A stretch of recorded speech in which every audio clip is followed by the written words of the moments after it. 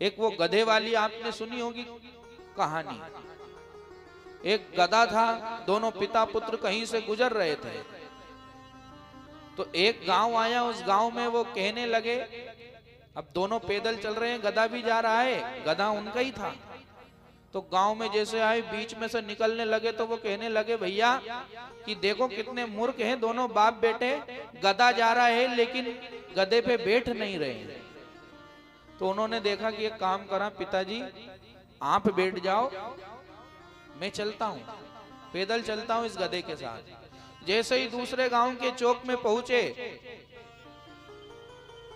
तो वो गांव के लोग जो कहने लगे कि अरे भैया देखो कितना मूर्ख पिता है कि बालक को पैदल चला रहा है और पिता ऊपर बैठा है। तो पिता ने कहा कि एक काम करो, मैं नीचे उतर जाता हूं और ये ऊपर बैठ जाए। तीसरे गांव की चौक में पहुंचे, वहां पर जैसे ही लोग आए इकट्ठे हुए, वो देखने लगे और कहने लगे कि अरे कितना मूर्ख पुत्र है जो पिता को पैदल चलाता है और खुद ऊपर बैठ गया।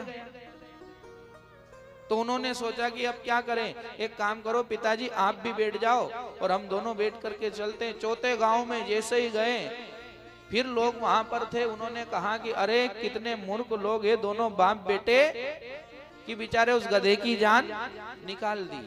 तो कहने का तात्पर्य यही है कि दुनिया वाले ना कभी हमें जीने देते हैं ना हमें कभी मरने देते हैं।